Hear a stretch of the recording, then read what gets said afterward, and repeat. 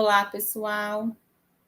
Sou a professora Mara, a gente está na disciplina de ensino de História e Cultura Africana e Afro-Brasileira. Hoje nós vamos dar início ao módulo 3, falar um pouquinho sobre os dados estatísticos e desigualdade. Na unidade 1, o que a gente vai trabalhar nesse primeiro momento? A gente vai trabalhar como que a desigualdade impacta diretamente a igualdade de direitos de todas as pessoas. Então, a gente vai estudar um pouquinho sobre os dados estatísticos e como se tem feito para lutar por igualdade de direitos na nossa sociedade. Então, no primeiro momento, a gente vai falar um pouquinho sobre as dificuldades contemporâneas. Então, no decorrer das aulas anteriores, a gente fez toda uma trajetória da história do negro, desde a escravização, e agora a gente vai falar um pouco sobre o que esses dados e estatísticos, desde o início da escravização até os dias de hoje, qual que é o impacto que a gente tem hoje na vida atual. Então, a gente vai falar um pouquinho da violência estrutural que todas as pessoas escravizadas sofreram. Nesse sentido, a gente tem que pensar no quê? Como que foi feito a integração do negro na sociedade brasileira? O que a gente aprendeu na escola, durante a educação básica, quando se fala em Lei Áurea, por exemplo. Então, a gente vai pensar um pouquinho sobre a Lei Áurea, sobre a Princesa Isabel, e o que a gente aprendeu desde a nossa vida escolar, desde o início da nossa vida escolar, quando a gente fala 13 de maio de 1888, dia que os escravos foram libertos. Primeiro que a gente já conversou muito sobre essa questão, que não são escravos, foram as pessoas que foram escravizadas. E o que aconteceu, depois do dia 13 de maio? Tem uma música chamada 14 de maio, que vai enfatizar bem o que aconteceu, após a abolição. Então, o que fizeram com as pessoas escravizadas? Elas foram colocadas à margem da sociedade completamente. Tô a sua carta de alforria, você não é mais escravo, você não é mais meu escravo, vire-se. E o que fizeram com a questão da mão de obra, do trabalho? Começaram a eles darem emprego para os imigrantes no nosso país, deixando as pessoas escravizadas totalmente à margem da sociedade.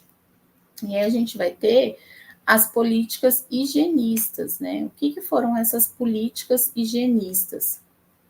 Essas políticas higienistas foram no sentido de vamos acabar, com a raça negra do nosso país. E como que a gente faz isso? Que aí veio a questão da ideologia do branqueamento, Então, como que se deu isso, Muitos imigrantes, quando chegaram aqui, eles estupravam as mulheres negras, no sentido de que agora elas vão ter filhos, mulheres negras com homens brancos, e aí a gente vai começar a ter esse embranquecimento da sociedade. Uma política muito cruel, uma política muito violenta, e dentro de tudo isso, como que foi cruel, o que fez, como a gente falou da outra vez, a questão do fator psicológico. Então, dentro dessas políticas higienistas, dentro dessa ideologia de branqueamento racial, a sociedade começou a enfiar na cabeça da população negra e da população branca que as pessoas brancas eram melhores, que as pessoas brancas eram mais capazes, e diante disso as pessoas começaram a ter vergonha e negar a raça, Então, as pessoas negras que tinham um tom de pele mais claro, elas agradeciam por isso. Por quê? Porque não ser reconhecida como pessoa negra, ou ser reconhecida naquela época, como moreno, mulato, moreno mais claro, era muito vantajoso. na sociedade. E muitas vezes, o que isso trouxe, né, para os nossos dias atuais? Muitas vezes as pessoas falam assim: ah, mas o próprio negro é racista, o próprio negro faz piada. Por que isso acontece? Como eu expliquei anteriormente, nós fazemos parte de uma mesma sociedade. E essa mesma sociedade que veio com a política higienista e veio com a ideologia do branqueamento racial e tentou mostrar, né, da maneira mais cruel possível, né, que ser branco significava ser mais inteligente, significava ter mais direitos, significava conseguir avanços econômicos, sociais. Então, as pessoas negras também foram vítimas dessa violência, né? A partir desse fator psicológico. Então, muitas vezes, quando a gente faz comentário, mas até aquela pessoa negra é racista, as pessoas negras, elas não estavam em uma outra sociedade. Ela estava nessa mesma sociedade, com essa política higienista e com essa ideologia de branqueamento racial. E aí, se a gente for pensar, tá, vamos pensar agora nos dias atuais, o que a gente tem, né? Então, a gente sabe, como eu falei nas aulas anteriores, né? Quando se coloca os negros e negras à margem da sociedade, a gente vai ter o quê? A formação dos cortiços, né? E hoje, se a gente for pensar nas favelas, né, qual que é a cor majoritária da população da favela? E se a gente vai um pouco mais além, coisas que eu já fui comentando no decorrer das aulas anteriores, a gente vai ter o quê? Quem mais morre na periferia e na favela? São os jovens negros. Né, que esse é um dado que é discutido, que é muito importante, que depois a gente vai entrar na próxima aula sobre violência institucional, né, que mostra como que a polícia, representando o Estado, mata muitos jovens negros.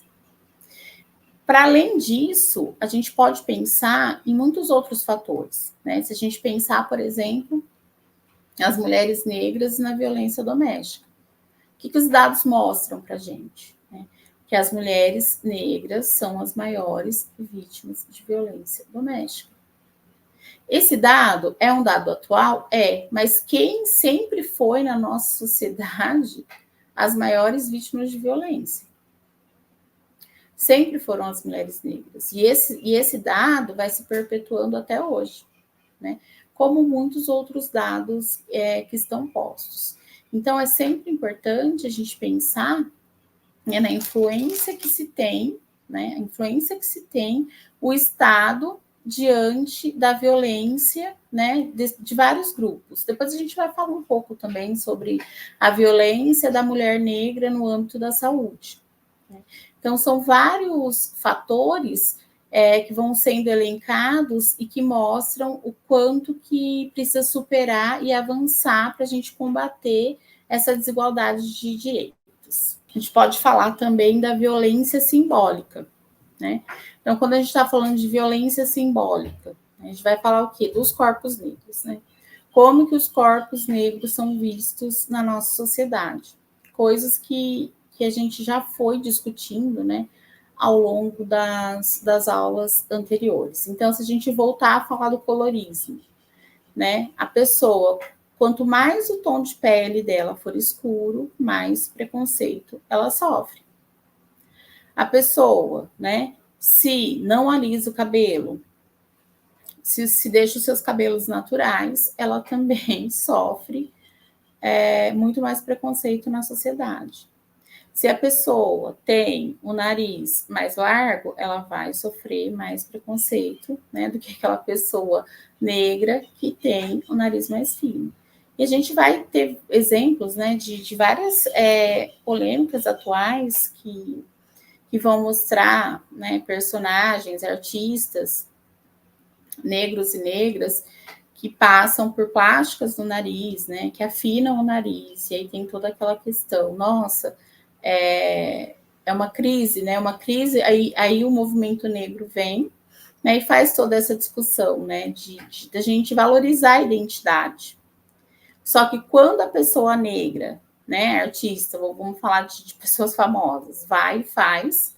A gente vai ter os militantes que vão fazer as críticas, mas a gente vai ter aquela grande maioria que vai fazer os elogios. Nossa, como você está bonita agora. Nossa, como você está bonito agora. E por quê? Não é por causa dessa questão, né, que seja plástica, que seja harmonização facial, enfim. Mas é pela questão da negação dos traços que identificam, né, aquela pessoa, aquele artista, como negro ou como negra. Então, a gente tem que pensar também muito nos modos de vida, né? Então, porque as pessoas negras têm a sua própria cultura, né? Têm o seu próprio modo de vida. Tem algumas expressões que a gente precisa tomar muito cuidado, tem uma que vai ligar, né, racismo e xenofobia. Por exemplo, quando a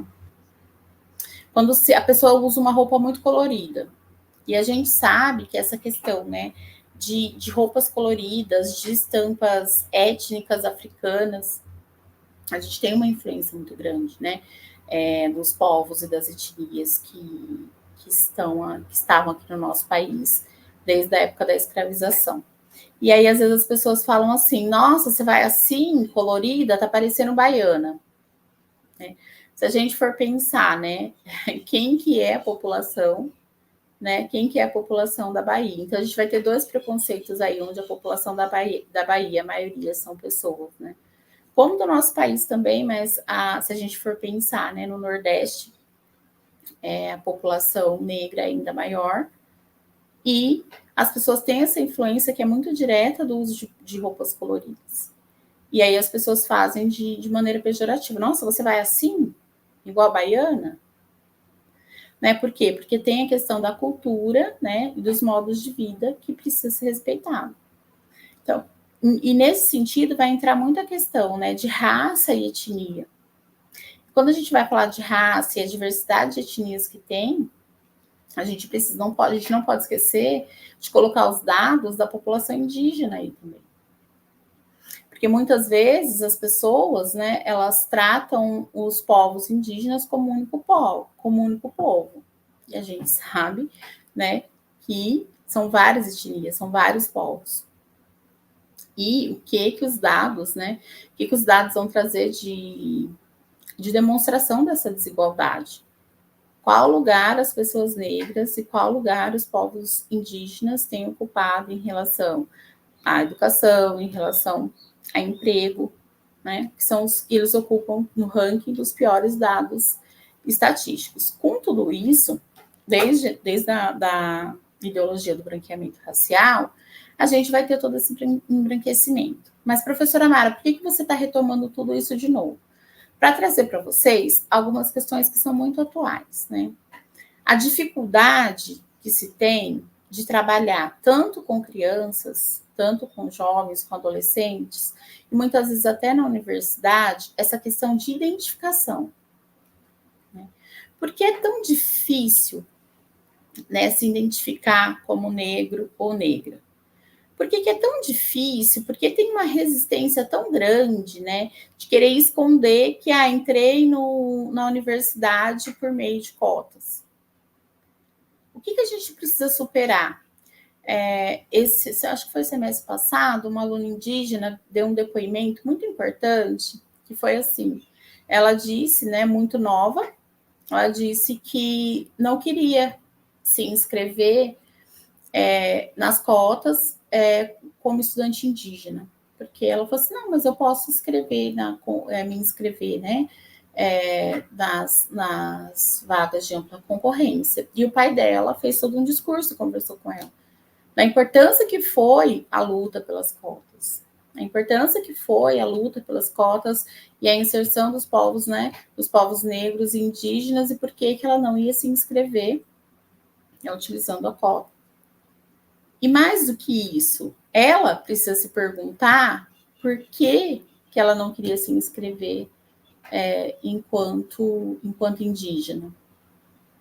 E se a gente for pensar, né, no macro, como que são vistas as pessoas que entram por cotas? E aí a gente vai entrar muito no senso comum, né? Esse discurso, mas entrou porque não tem capacidade, né? Entrou porque é menos inteligente. Além de racista, preconceituoso, que a gente tem que combater e denunciar, as evidências científicas e as pesquisas vão mostrar que não tem nada disso. Que todas as pessoas que entram por cotas têm rendimento igual ou melhor do que a concorrência.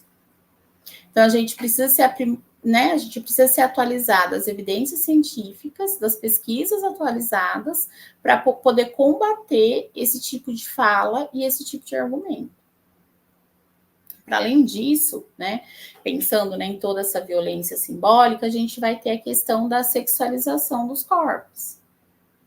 Né? E sexualização dos corpos, a gente tem muito em evidência a questão do corpo feminino negro, mas a gente vai ter também a sexualização do corpo masculino. Onde se tem, por exemplo, algumas falas que homens negros também relatam de como a sexualização dos homens negros são colocados em evidência e como isso também faz mal para eles. Tem pesquisas que vão indicar isso. E como a mulher, né, como a mulher negra se sente a partir dessa sexualização que vem de um histórico de violência e de abuso sexual e que se perpetua até hoje. Porque se a gente for olhar os dados também, as mulheres que têm mais índices de abuso sexual são as mulheres negras. Então, são questões que são muito violentas e que a gente precisa discutir, né, para a gente superar. E muitas vezes, quando não se tem conhecimento, né, a gente vai fazendo, reproduzindo alguns comentários, reproduzindo algumas falas que têm impacto direto, né, na reprodução do lugar que nós, pessoas negras, ocupamos, né, na sociedade, e vai se perpetuando todo esse estereótipo e esses estigmas. Algum uso, né, de expressões preconceituosas, eu posso elencar várias aqui. A gente tem a questão, tem uma magia, mas não é magia negra, viu? É magia branca. Outro termo, assim, comparativo, e eu lembro, esse termo me marcou bastante, porque escutei uma senhora falar num grupo de reunião e eu tive que fazer a intervenção. Quando ela fala, dá até uma inveja, mas não se preocupa, viu? Não é inveja negra, é inveja branca. E dá risada, né? E aí perguntar, por que você sabia que o uso desse termo, né, é preconceituoso, é racista e ofende a nós, pessoas negras? É a gente sempre se posicionar e sempre fazer o contraponto. Né? E muitas outras expressões, né? Nossa, serviço de preto que essa pessoa fez. Né? Então, quando o serviço está mal feito, né, é serviço de preto. E as pessoas vão reproduzindo isso sem pensar. Ou será que é sem pensar e está ali nessa questão dessa reprodução mesmo no inconsciente? Porque assim, muitas vezes a gente vai justificando, né? Mas essa pessoa é de uma outra geração, essa pessoa é mais velha, gente, mas o conhecimento está aí, o conhecimento está dado. Então, a gente precisa se posicionar. Eu lembro uma vez que, em um determinado contexto pessoal, estava recebendo algumas visitas em casa e uma tia mais velha fala cabelo ruim para minha filha, né? E aí a minha filha diz, o que é cabelo ruim? Meu cabelo não é ruim, meu cabelo é enrolado. O que é o cabelo ruim para a tia? E ela se posicionou. Né? E a importância que foi esse posicionamento dela, porque a gente precisa se posicionar desde as crianças, né? Porque ela tinha 10 anos, né? Desde as crianças até os jovens e até as pessoas adultas. Depois a gente vai falar um pouco sobre isso, sobre o racismo recreativo também. Então a gente sempre precisa se posicionar diante de expressões, diante de toda essa violência simbólica, né? Dessa violência que está implícita em ações, em falas, para que a gente possa conseguir, né, transformar a sociedade e ter um mundo menos desigual, porque a gente vai pensar assim, mas é o sistema, né? O sistema é composto por pessoas. Então, a gente precisa começar, né, a pensar nas nossas atitudes individualmente, para que a gente continue lutando, né? Continue lutando para que o sistema possa se transformar. Eu trouxe alguns exemplos para a gente refletir, né? Por exemplo, quando a gente está falando de sexualização dos corpos das mulheres, quando a gente pensa em globeleza, né? A globeleza sempre nua, né? Uma mulher negra nua. E mais do que isso, né? Essa questão mesmo da sexualização do corpo, pensando muito no carnaval e como que o Brasil é visto, por exemplo, no exterior. Então, a gente precisa superar essa questão. E outras questões também, né? Quando vai falar assim, por exemplo, mas você é negra e não sabe sambar. Mas você é negra e não tem um quadril largo.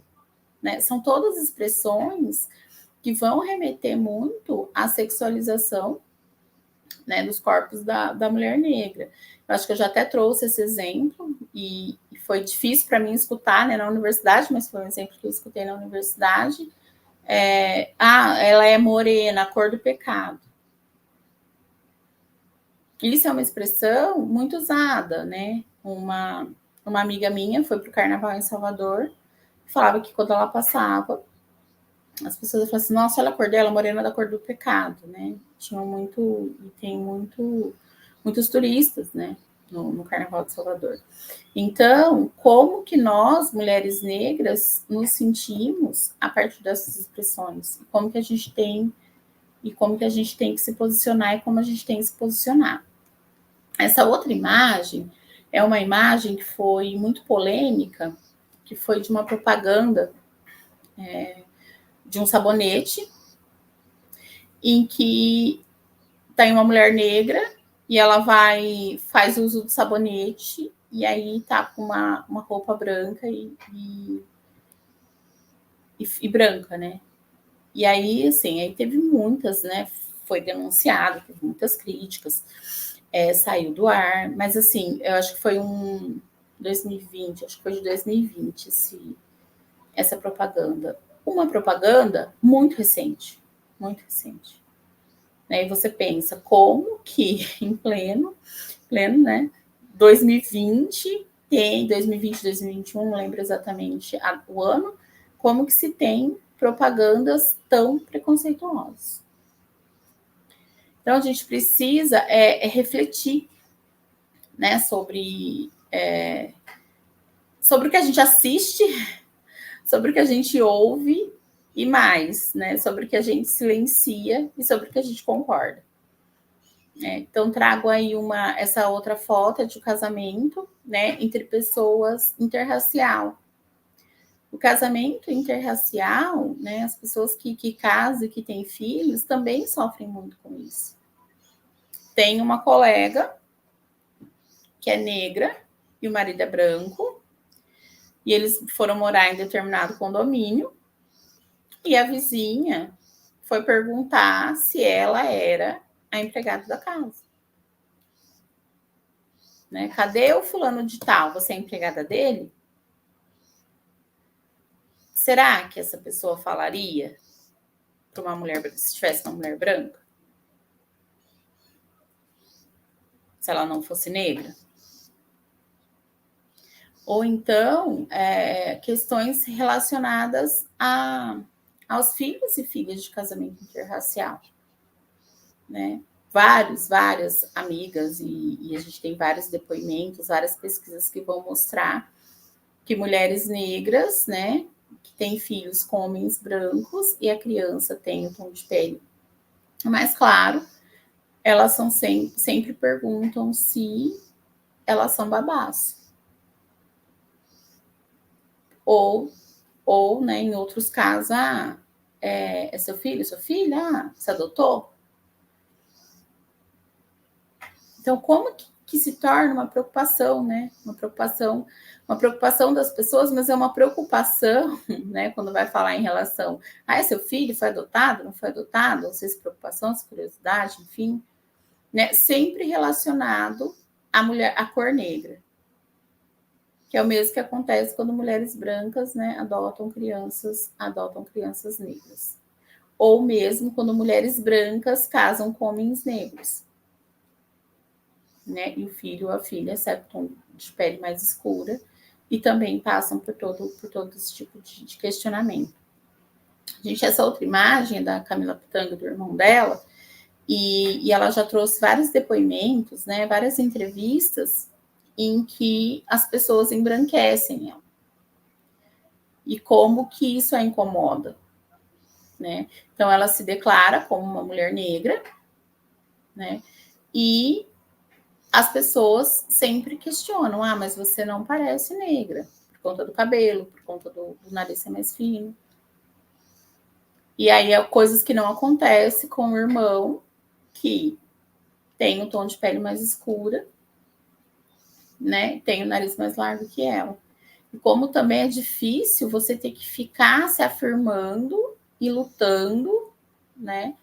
Para que as pessoas não queiram te embranquecer o tempo todo. Eu, quando tive minha filha, por exemplo, na maternidade, atualmente não vai mais na certidão de nascimento, não sei, né? Não ia, né? 12 anos atrás. A cor da criança, mas tem os dados estatísticos e eles passam te perguntando, né, qual que é a cor da criança. E aí passam no quarto e me perguntam assim, qual a cor, né? Qual a cor que a gente vai registrar da sua filha? E eu digo, preta. E aí a pessoa fala assim, não, no máximo parda. Né? E eu insisto, não, a cor dela é preta. E a pessoa insiste, você tem certeza? Ela é no máximo parda.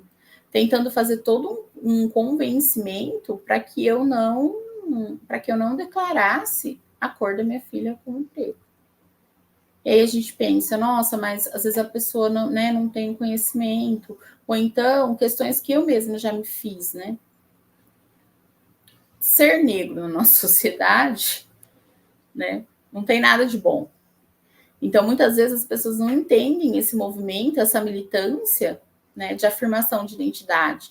Então, não conseguem entender por que você quer colocar como preto. Porque não entende essa luta, essa militância, esse movimento de reconhecimento e de valorização da identidade que a gente precisa fazer e lutar, né, lutar diariamente. Então, a gente vai ter, né, a partir disso, queria falar um pouco dos movimentos sociais. Né? Então, trago todo esse conceito, né, de violência estrutural, de violência simbólica, e a gente pensar como que se deu toda essa luta para a gente chegar nas políticas que a gente tem hoje. Então, né, a gente teve a Frente Negra Brasileira. Né? A Frente Negra Brasileira é um marco, né? É um marco que contribui muito para a história, para se formar o movimento negro unificado. Que são pessoas negras, né, que se unem, essa frente negra que se une na época da ditadura, para que se tenha enfrentamento de muitas questões. A gente vai ter também o Teatro Experimental do Negro, né, com Abdias do Nascimento, como que se começa esse Teatro Experimental do Negro? Né? As pessoas no teatro, quando queriam representar a raça negra, eles se pintavam de negro. E aí tem todo o movimento de participação nesse teatro, né? Não, por que as pessoas negras não podem estar, né, representando as pessoas negras enquanto artistas? E nesse teatro também se desenvolveu, no Teatro Experimental do Negro, teve muitas outras, né, ações, como a alfabetização de mais de 400 pessoas negras, né, pessoas adultas negras no Teatro Experimental. Eram oferecidos muitos cursos técnicos de especialização por conta da procura, né, da formação para procurar, para serem aceitos, né, no mercado de trabalho. E aí a gente vai ter o movimento negro unificado, né, o movimento negro unificado, a importância que se tem, né, a importância que se tem desde que foi criado até hoje. Por quê? Por que eu estou trazendo tudo isso? Porque quando a gente vai ter, por exemplo, a Lei 10.639/03, a lei das ações afirmativas dentro da universidade, a lei para concurso, tudo isso não foi aquela pessoa que foi lá e propôs essa lei, não, isso vem de muita luta, de muitos anos atrás, a partir de muitos movimentos sociais, que vem fazer toda essa busca, né, e mostrar né? Nós estamos sendo invisibilizados, nós estamos sendo excluídos, e a gente precisa de luta e a gente precisa de política de igualdade de direitos. Então, tem toda a superação dessa questão, né? Então, a partir dos movimentos, por exemplo, né, foi o Movimento Negro Unificado que foi valorizar a questão da raça negra e da negritude, para que se pare de falar homem de cor. E a gente escuta até hoje. Ah, aquela pessoa de cor? Aquela pessoa de cor? Que reverbera se a gente for pensar no que as crianças, muitas vezes, quando não é feito um trabalho com elas desde a primeira infância, quando elas vão pegar o lápis salmão e falar, é lápis cor de pele. Cor da pele de quem? Homem de cor? Tá, que cor? E diante disso, né, trago nessa aula a foto da Dandara, e falo mais uma vez o Quilombo de Palmares. Então, essa luta, esse movimento social, essa política começa desde a época da escravização, né? Quando muitos negros e negras resistiram, né, e formaram vários quilombos para lutar por igualdade de direito. Então, quando a gente vai pensar nas políticas que a gente tem atualmente, a gente não pode deixar de lado o papel, né, fundamental e de extrema importância dos movimentos sociais. Que aí a gente vai ter o quê? As políticas de ações afirmativas, né? Tem muito o que se buscar? Tem, muito ainda. Se a gente for pensar na participação de negros e negras no Senado, né, ainda é muito aquém, né? Tendo uma população que a maioria é negra. Se a gente pensar na 10.639 e a 11.645, né, que foi de muita luta também, precisou de muita luta, tanto dos movimentos sociais quanto da escola, de muitas professoras, principalmente, né, de professoras negras que trabalhavam com educação antirracista, de quanto que elas colaboraram, né, para a promulgação dessa lei, é a gente pensar que é uma lei que torna obrigatória, né, a história da cultura africana, afro-brasileira e indígena. Então, mas é cumprida essa lei? A gente tem muito que avançar? Tem muito que avançar. Mas a lei é um ganho muito grande. Se a gente for pensar na lei de cotas, tanto na universidade quanto no concurso público, né, são avanços que foram de muita luta, foram de lutas individuais, do movimento social. A gente não pode esquecer de destacar, né, o papel da universidade também. Por que o papel da universidade é importante? Porque são as evidências científicas, são cruzamentos de dados, são as pesquisas, são análises de dados que vão mostrar o quanto a gente precisa dessas políticas afirmativas para a gente poder transformar a sociedade. Tem um dado no artigo do Munanga, acho que de 2002, né?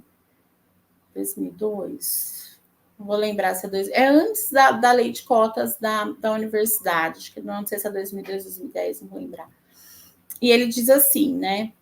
Quando ele vai fazer os argumentos de que por que a lei de cotas na universidade é importante. Ele vai falar, ele vai trazer um dado de um estudo antes da lei de cotas existir, que para a população negra, né, alcançar a escolaridade da população branca, a população branca teria que cruzar os braços e ficar 32 anos sem frequentar a escola. Ficar 32 anos paralisados para que a população negra atingisse o mesmo nível de escolaridade. Né, esse foi um dos argumentos que as pesquisas científicas que a universidade trouxe, mostrando a importância da lei de cotas. Hoje a gente já não tem mais esse número, porque com a lei de cotas a gente teve muitos avanços, e que ela continue até que a gente não tenha, né, essa desigualdade, que a gente tem igualdade de direitos. Então, a importância de todo o movimento social e a importância da universidade, né, com as pesquisas e pesquisas de qualidade pautadas em evidências científicas para mostrar, né, através de dados, o quanto que ainda precisa mudar. E aí, para finalizar, esse livro, né, que a Michelle Obama é uma biografia dela, uma autobiografia, e que ela faz a gente pensar a partir de todos os dados estatísticos que a gente tem, né, que eu fui falando para vocês, de todas as evidências. E aí ela traz uma frase que, quando eu li, me chamou muito a atenção, que nos remete muito ao que o Paulo Freire vai falar sobre esperançar, né, que esperançar significa esperar agindo, não é só um esperar de braços cruzados, é esperançar que implica, né, esperança e ação.